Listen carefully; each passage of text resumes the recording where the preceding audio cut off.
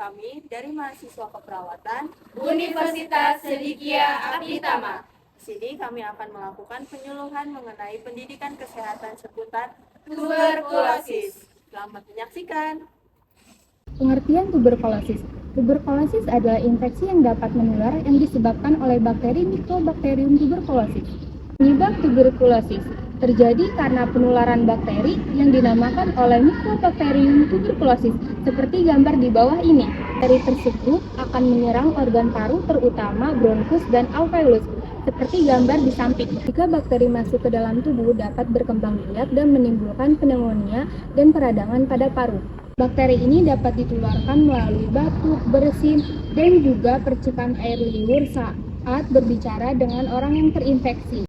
Tanda dan gejala tuberkulosis yang pertama itu batuk berdarah selama 4 minggu berturut-turut. Dan yang kedua, sering keringat malam. Yang ketiga, batuk berdarah. Yang keempat, itu adalah peningkatan sel darah putih. Nah, kita tuh memiliki dalam tubuh kita ada 2 sel darah. Yang pertama sel darah merah, yang kedua sel darah putih. Nah, sel darah putih ini bertujuan untuk membasmi kuman-kuman yang datang dalam tubuh kita. Tetapi kepada orang yang melakukan TBC itu terjadi peningkatan leukosit atau disebut dengan sel darah putih. Tapi itu leukositnya dia adalah yang abnormal atau limfosit. Nah, ada faktor risiko TBC. Yang pertama adalah faktor lingkungan. Satu adalah tempat tinggal yang padat. Yang kedua, ventilasi kurang. Dan ada faktor usia, yaitu dari hasil penelitian, kebanyakan yang mengalami TB paru yaitu adalah laki-laki dibanding perempuan. Nah, yang ketiga ada faktor perilaku, yaitu etika batuk dan cara membuang dahak TB paru itu tidak tepat. Dan yang kedua itu adalah berkontak langsung dengan orang yang mengalami TB paru tidak memakai masker. Pencegahan tuberkulosis gimana sih? Ayo simak. Jadi, pencegahan tuberkulosis bisa dilakukan dengan pemberian imunisasi BCG. Imunisasi BCG adalah vaksin yang berisi Mycobacterium tuberculosis yang telah dilemahkan. Imunisasi yang diberikan saat bayi baru lahir hingga 1 bulan setelah lahir. Nah, vaksin tersebut berguna untuk membentuk daya tahan tubuh atau antibodi pada seseorang. Lalu pencegahan yang kedua adalah peningkatan gizi pada keluarga. Makanan-makanan yang bergizi dapat meningkatkan daya tahan tubuh kita. Dahulu kita mengenal konsep 4 sehat 5 sempurna. Tapi sekarang kita mengenal sebagai 4 pilar utama dalam pemenuhan gizi di masyarakat yang diatur dalam Undang-Undang Nomor 41 Tahun 2014. Yang pertama adalah mengonsumsi beragam jenis pangan, contohnya seperti karbohidrat, protein, serat, mineral, dan lemak baik. Lalu yang kedua adalah membiasakan perilaku hidup bersih dan sehat atau PHBS. Contohnya seperti menutup makanan untuk menghindar dari debu, serangga, ataupun lainnya. Lalu yang kedua adalah mencuci tangan sebelum dan setelah makan, setelah berpergian dari luar, dan juga setelah keluar dari toilet. Lalu tidak merokok, dan serta menutup mulut dan hidung saat bersin dan batuk. Yang ketiga, melakukan aktivitas fisik. Contohnya, setiap seseorang harus melakukan olahraga minimal 30 menit per hari.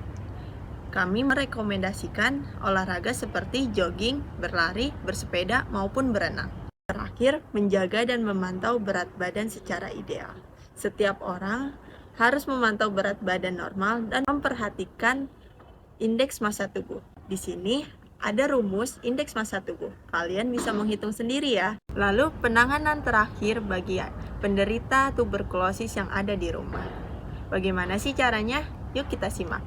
Yang pertama adalah penderita tuberkulosis harus diisolasi di ruangan terpisah guna mengurangi penyebaran virus di rumah. Lalu, usahakan rumah terdapat sinar matahari terutama yang menembus di kamar atau jendela kamar. Karena sinar matahari berguna untuk membunuh kuman tuberkulosis. Yang ketiga adalah bedakan alat makan seperti piring dan sendok serta alat cuci piring. yang akan dipakai untuk penderita tuberkulosis. Yang keempat, pada penderita tuberkulosis biasanya akan terdapat batuk dan dahak. Maka siapkan alat untuk membuang dahak dan ludah seperti kaleng yang berisikan disinfektan. Lalu yang terakhir adalah gunakan masker saat kontak langsung dan beri jarak 1,5 meter. Selanjutnya ada pengobatan tuberkulosis paru. Pengobatan tuberkulosis paru dibedakan menjadi dua, yaitu fase intensif dan fase lanjutan. Fase intensif dilakukan selama 2-3 bulan, sedangkan fase lanjutan dilakukan selama 4-7 bulan. Reminder bagi penderita tuberkulosis yang merasa keadaannya sudah membaik, tetap harus meminum OAT sampai waktu yang ditentukan karena bakteri Mycobacterium tuberculosis belum sepenuhnya terbunuh. Nah, OAT ini mempunyai manfaat yang pertama yaitu menyembuhkan dan memperbaiki produktivitas serta kualitas hidup. Yang kedua ada mencegah terjadinya kematian akibat tuberkulosis paru. Yang ketiga mencegah terjadinya kekambuhan tuberkulosis paru. Dan yang terakhir yaitu menurunkan penularan.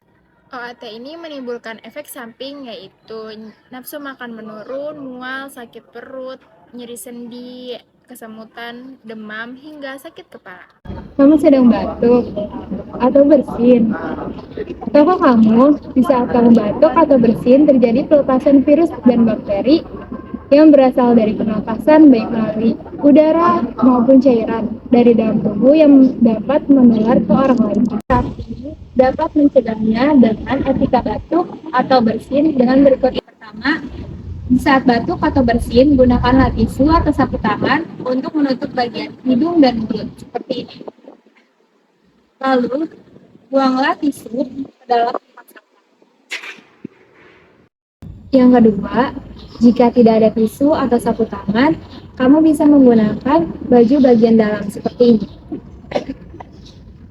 Yang ketiga, gunakanlah masker, seperti ini.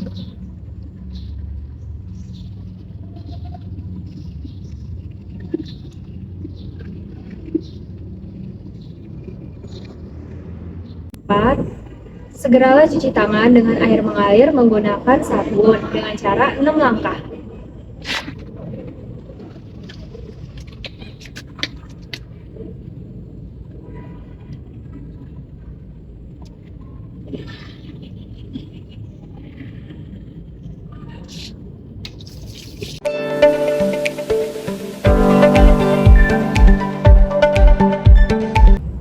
Atau kamu bisa menggunakan antiseptik berbasis alkohol seperti hand sanitizer.